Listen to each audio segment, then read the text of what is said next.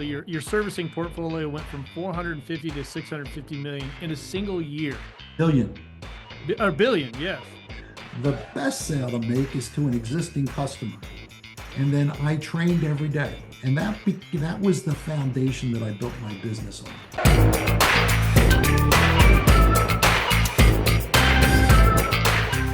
That's amazing. All right, let's move on to building your team.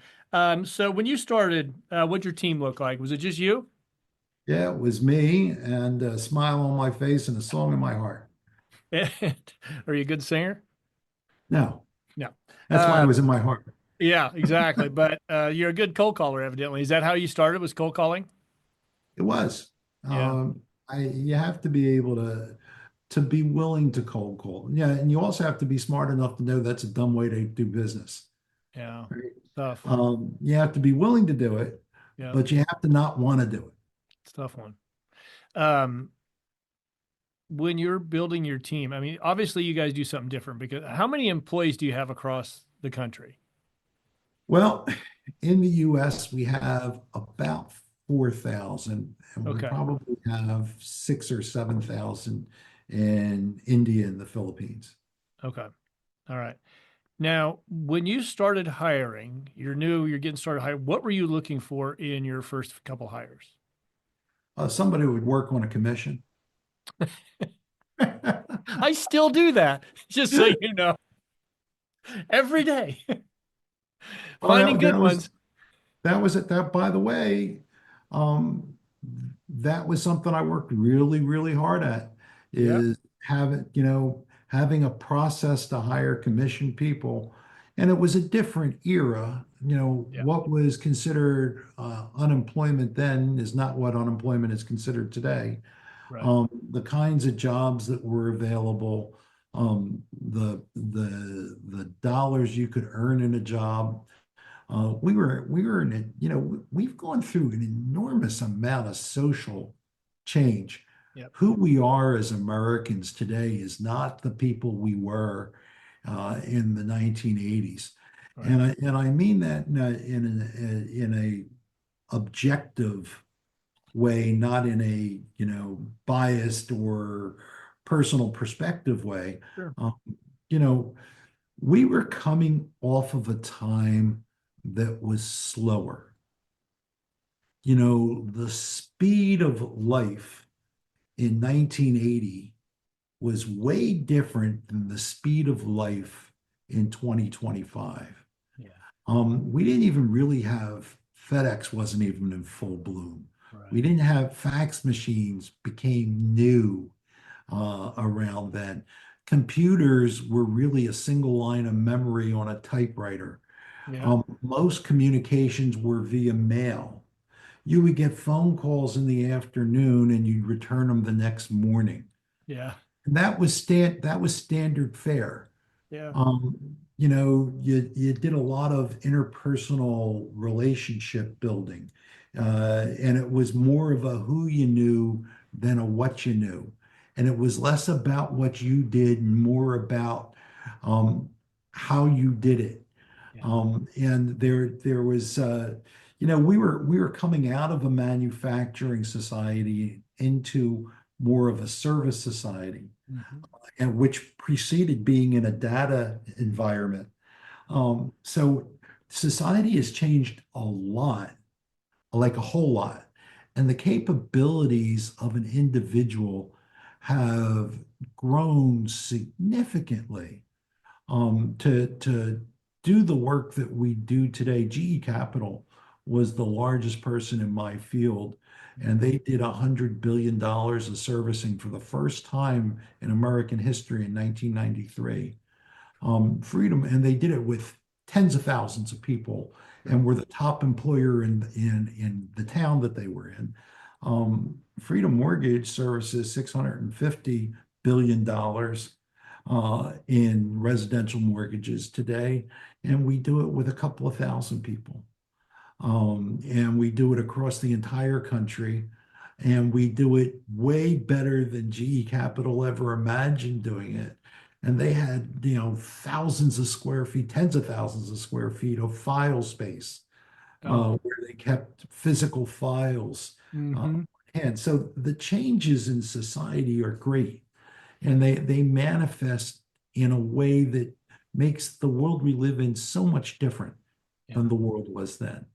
Yeah. And it's Hard going to to draw evolve even. comparisons. Oh, yeah. And going forward, it's going to go even faster, isn't it?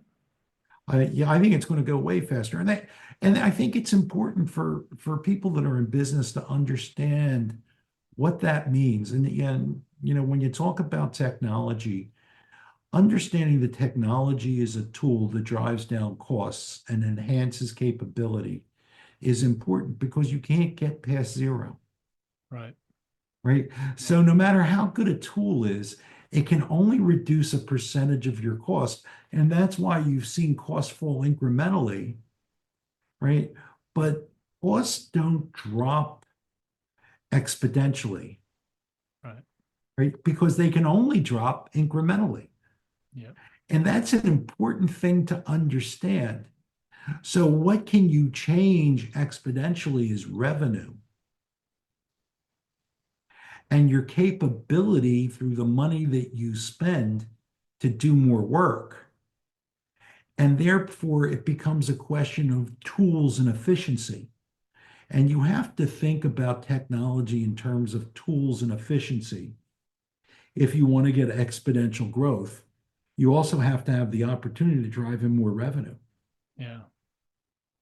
Are you finding that AI is starting to take a hold in your industry? Well, it's going to become a big part of Big part. all Yeah. lives. But again, it's going to be a tool. Yeah. It can't reduce expenses below zero. Right.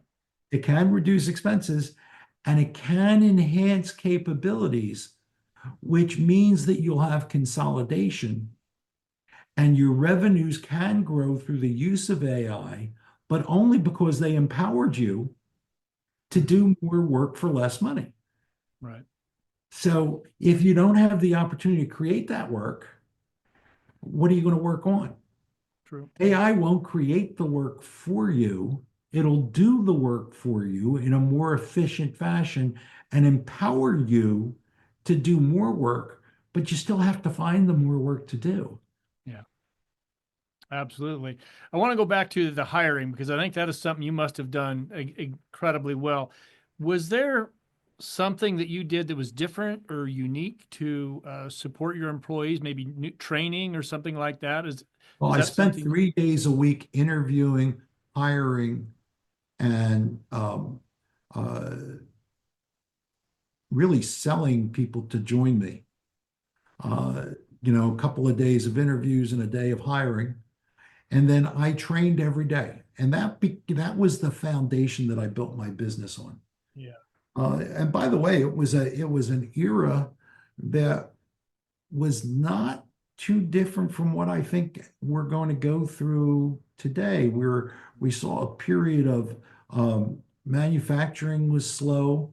We were coming out of a manufacturing turn down, a big slash in government spending, and a reduction in the size of government because government was tied to manufacturing in so many ways. Sure. And the I think that the economy that we're coming into is kind of similar to what we faced then in a lot of ways.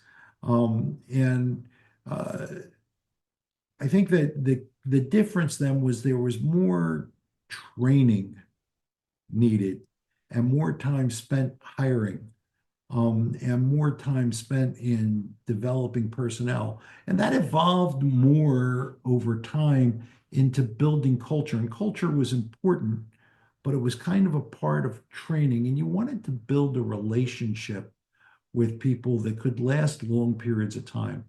So, where I grew up in an era where I wanted to hire people and train them and develop them and have them be with me, be on the team.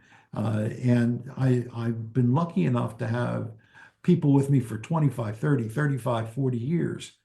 And that's just unheard of today. Yeah. Uh, but I also see that I get a lot of that too. We still have a lot of people that come to us and stay with us for prolonged periods of time. I've had to live with more turnover than I like, but it really has to do with the business outgrowing the capabilities of the people Mm. more than the people outgrowing the capabilities of the business or wanting to leave the business. I have people that want to stay that can't do the job that they were hired to do Right. because the job outgrew them. And people have emotional problems taking a step back and subordinating themselves to others with a greater and stronger skill set. It's a very challenging thing. And that's because we're in such a fast paced world that requires so much technical skill and knowledge. And the skill sets have changed. We really ask a lot more of someone today than we asked of them in years gone by. Oh, absolutely. When you run into that situation, Stan, where somebody just kind of topped out in their position, how do you handle that? Do you offer them training to do, or do you bring in somebody else above them? I mean, So that can be a we're tricky situation with a long-term employee. So you want to give somebody every chance to succeed. Yep. And some people you learn that if they need to make a right, they make a left. Some people, if you tell them the straightest way the fastest way, someplace is a straight line, and they take a circuitous route. Um, there's just some people whose minds work certain ways. And what I found is there's an awful lot of talented, smart people that there is a place for, but it's not necessarily the place you brought them in to be. And you have to be flexible in being able to take advantage of the skills and talents that somebody brings. And, you a lot of people say, this is what I do. This is how I do it. This is what you're going to do. This is how you do it. And this is your responsibilities. And I think if you're going to be successful, you need to really take advantage of somebody's skills and abilities and have them lift you while you're lifting them Yeah. and get better together and spread the work out to take advantage of what they're good at. Because what one person's good at, somebody else might be good at something else. And what somebody else is not as good at, you may be able to find somebody that's better at, but it doesn't diminish how good they are. And that's how I define the better business. Yeah. Our job is to make sure we get better every day.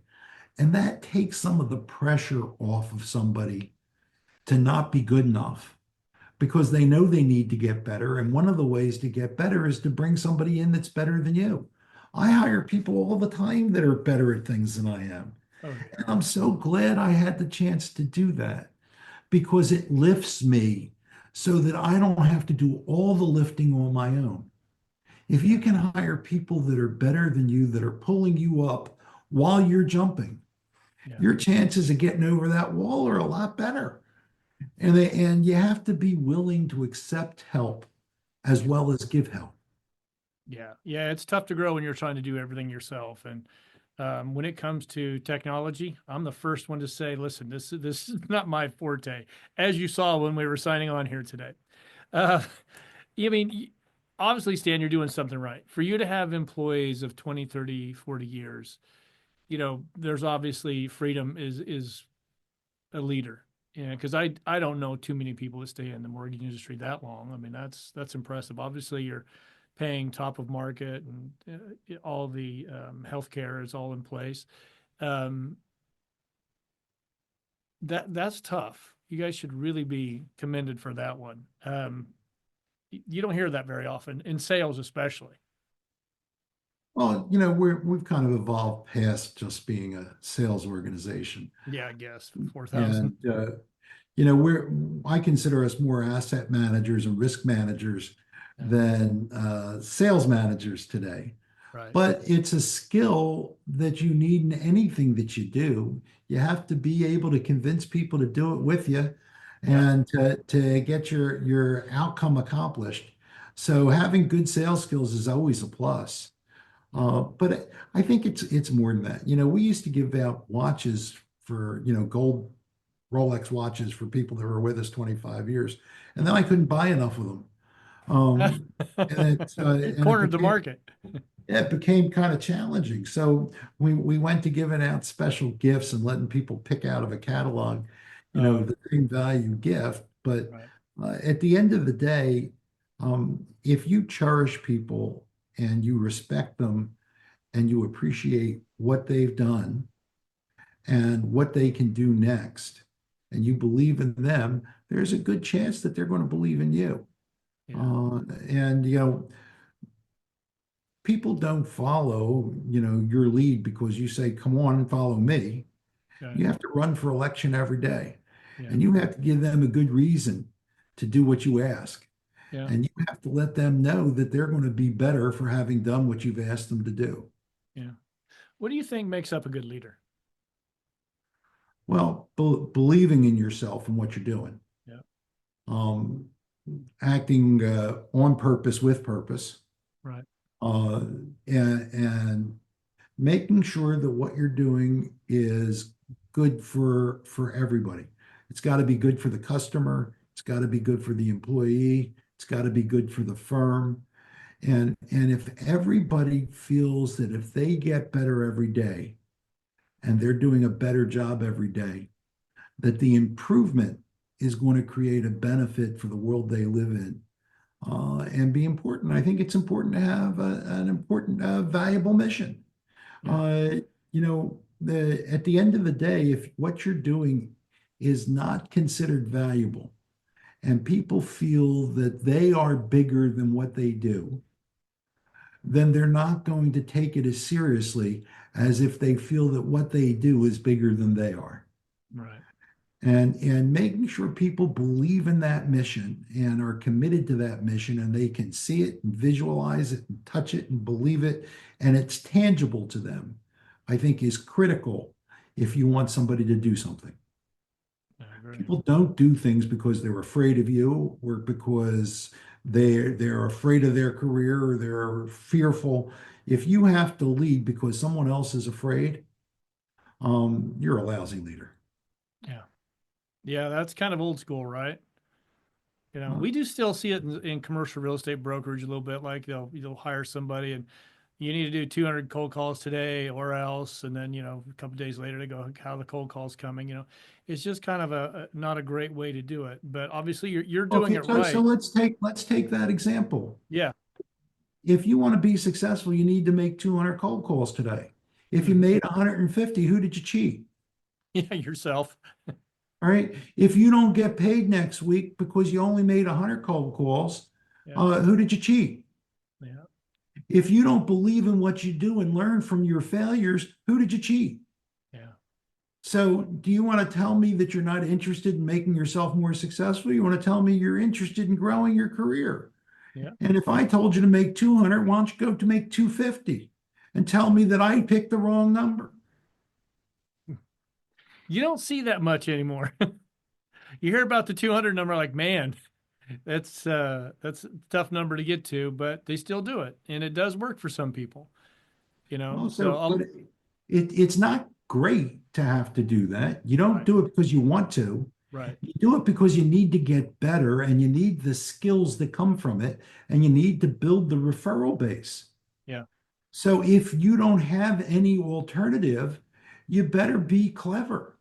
yeah, yep. And I think there is getting to be some alternatives in our industry. With digital marketing, you're finding that they really are getting it fixed to where they can bring in. You get inbound leads coming in. It's a process, though. We really push to do a combination of the two Well, I'm because going to give you one of the great secrets of the world. I'm listening. The hardest sale to make is Yep. a cold sale. Yeah. The second hardest sale to make is a referral. Yeah. The best sale to make is to an existing customer, Yep. because you already have credibility. Because at the end of the day, it's about the credibility. So if you want to be a great digital marketer, market to existing customers, and your likelihood of success goes through the roof. Yep. If you're going to be a digital marketer, your cost of marketing is going to be higher to customers that don't know you and your product. Even if you built a brand, if they haven't done business with you before, that brand's not necessarily meaningful to you. You're being tested. Hmm. So uh, I think if you want to be successful and you have to market your product, it's way easier to market to existing customers. And that's why we have 3 million customers, because almost all of our sales come from existing customers. How do you teach? I mean, your training obviously is on point. How do you teach your agents to get repeat business? Uh, I try That's where the not money's at. Well, no, I try not to. I Yeah. try and make it so in business there's this thing called the rainmaker, right? Yep. There's the guy that creates the customers and the business is successful because you had people that created customers for you. And those people are called rainmakers, right? Hmm. I never wanted to depend on a rainmaker. I wanted to make it rain. So I am the king rainmaker. Yep. My job is to make everybody else's job easier, Yeah. because I know the formula. What's the formula? Have existing customers. So when I want to grow my business, how do I do it? I get more existing customers. So I go out and buy portfolios and I try and create opportunities for the people that work for me instead of the people that work for me creating opportunities for us. I like that one. You know, you expanded your business, so your servicing portfolio went from 450 to 650 million in a single year. Billion. Or billion, yes, yes. Sorry, I got that. We got that one wrong. How the hell did you do that? I think Well, it's a good question. so our business is pretty complicated, but it's also pretty easy. And one thing that you have to do is you have to have the confidence of others. So it starts with the confidence of you. Yeah. And markets are just like people. They have to believe in you in order to support you. So we had to build over 40 years or 35 years, we built credibility. And then we built a balance sheet. And I didn't take every nickel that I made out, and I left all the money that I made in my business.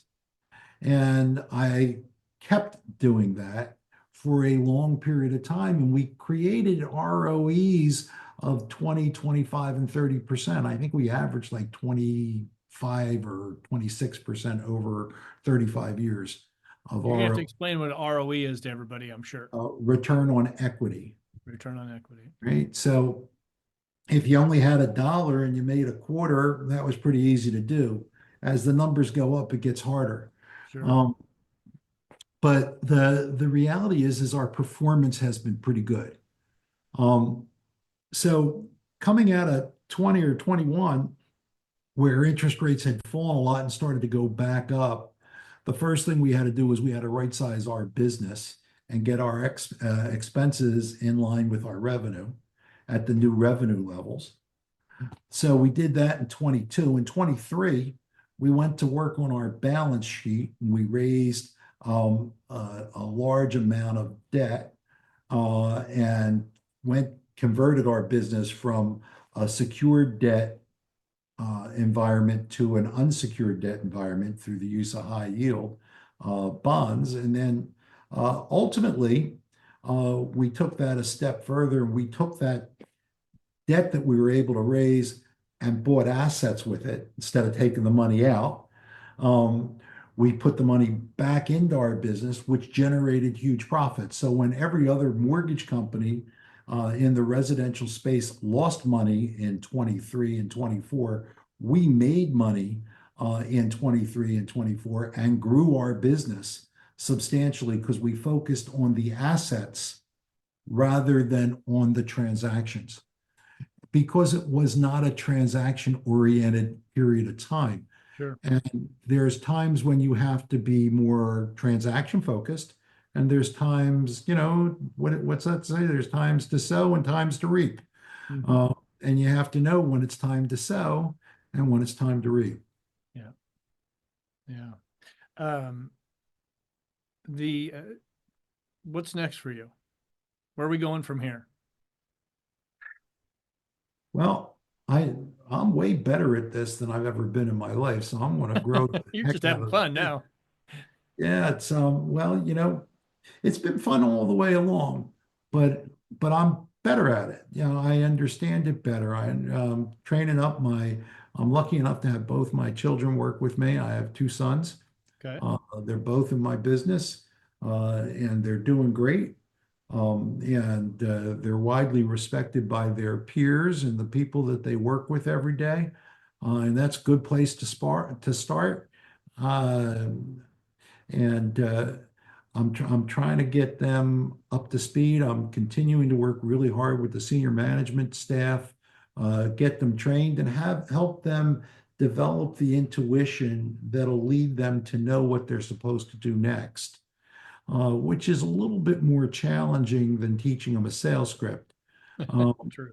but not impossible, Right. and not unlikely. And we've seen people just do great work around here, and they get better every day, and that's kind of what I'm hoping for. But I think we can grow our business significantly yet, and I think we're probably we can only do what the market gives us.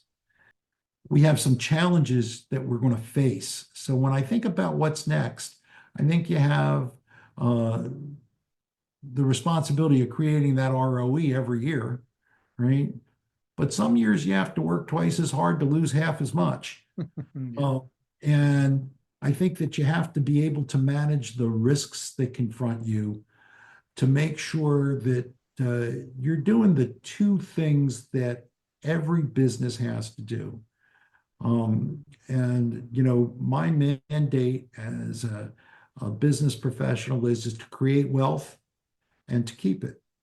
Yeah. So not any one of those two is more important than the other. Your job is to create wealth and to keep the wealth that you create, which means you have to manage the risks and you have to take advantage of the opportunities when they're there. Yeah. Agreed. What made you want to write the book? My grandchildren, Okay. I wanted to know how this world happened to them. Yeah. They're very lucky children, and their parents are wonderful people. But if I knew grandchildren were going to be this good, I'd have skipped the kids. Um, Well, hopefully the your kids don't watch this, but yeah, I feel you. My sister, she got a grandkid, says the same thing. She loves Yeah, that grandkid. grandchildren are great, and I think it's nice for them to know what happened before them. When I was a young kid, I remember talking to my grandparents and my parents and wondering what their world was like and what did they do to get to where they were in the world and what preceded me. And I thought it would be nice if I could just lay that out in a coherent fashion that they could enjoy and read about and take pride in. Yeah. But you've really built something, and I want to touch on the Middleman Family Hospital. Can you tell us a little bit about that? I had the opportunity to work. Well, Children's Hospital of Philadelphia is an Yeah. incredible institution for 100 years. It's just an incredible place. They do work uh, for the voiceless, right? So kids can't be their own advocates at all times, Right. and generally can't really pick out how to solve their problems. And even their parents are often challenged. When it comes to a medical problem, most of us are pretty much baffled. And the resource that is Children's Hospital of Philadelphia is a worldwide resource with great research and great uh, technicians. They solve current problems. Through some of their work, they've wiped out some childhood cancers that had a 10% survival rate. They have a 90% survival rate. And so, number one, they do great work. Good. Number two, they're a huge institution in the city of Philadelphia and take up a couple of blocks. And they have these giant buildings, but they're kind of centralized. And I had the opportunity when they expressed an interest in having a remote campus on the west side of the city and to develop that building. I was fortunate enough to be invited to make a donation that helped them further their mission. And it was, pretty easy mission to follow and to believe in. I want kids to be healthy. That I don't know who couldn't sign up for that, but it was one that I bought into, and I didn't need much convincing, and I was fortunate enough to have the wherewithal to really help them get that building off the ground to make it happen. And that's how the Middleman Family Pavilion of Children's Hospital in King of Prussia took place. That's amazing. You have Freedom Cares then too. Could you touch on that a little bit? Yeah, Freedom's Cares is I think it's important for a couple of reasons. So obviously, it does a lot of good things. We support veterans, and we're one of the biggest supporters of the USO, and we're one of the largest VA lenders. So it's kind of part of our vision, our mission to give voice to the voiceless, right? So we work with the FHA and underserved communities, and we work with the VA for duty military and veterans. So it was a natural for us to work with the USO. And what that does is it lets us get backpacks and school supplies that we do every year. We run a huge thing across the country to get school supplies for active duty military. And then we started to do things with Feed America and the Salvation Army so that we could do good in the communities in which we had, people and could make a difference. And then we branched out and did even more. And this really got deeper. And this is not my family. This is inside Freedom Mortgage. Right. And the purpose was, and it really took hold during COVID. I was really worried about the people that I worked with.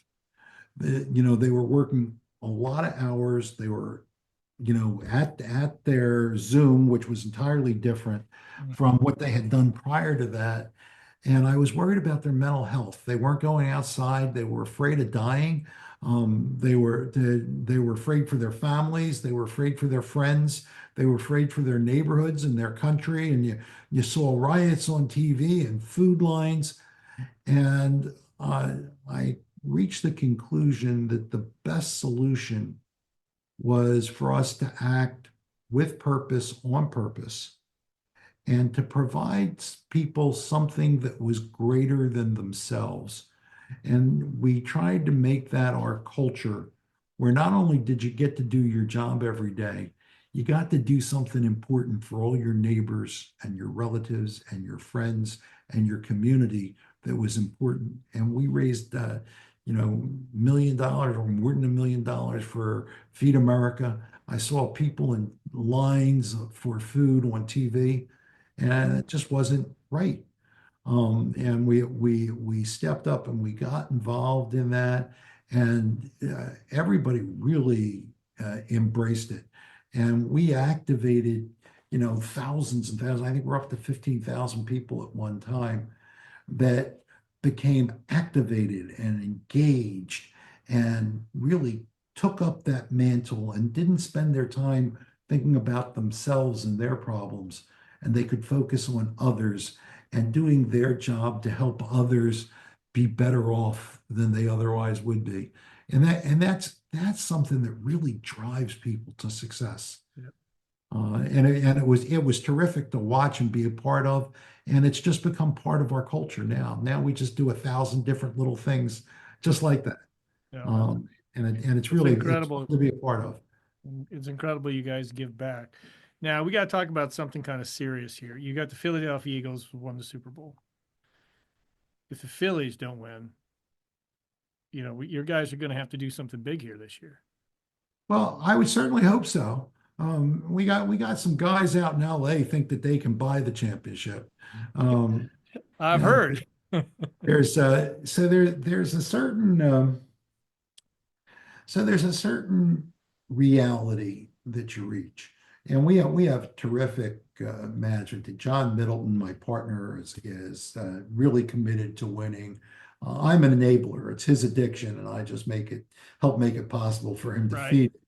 But he hired Dave Dombrowski, who's a terrific general manager, Hall of Fame guy. He's won World Series in a couple of different locations. He's built championship quality teams over and over again everywhere he's been, and he's done the same thing here. But to win a championship, uh, you can do the work, you can be prepared, you can stand in the outfield, have your glove on, have the ball come to you, you can catch it, or the sun can be in your eyes and can hit you in the head. Yeah. And it can be beyond your control. And sometimes, uh, you need to be good and you need to be lucky. Yeah. And health comes into that in a major way. And uh, baseball's hard.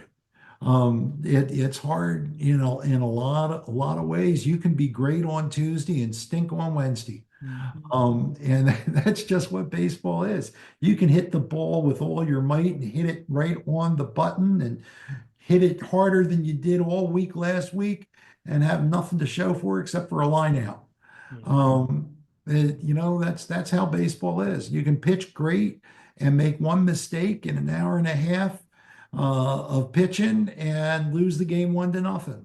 Yeah. Um, so it's hard. So you have to be good, but you also have to be lucky and you have to have good health.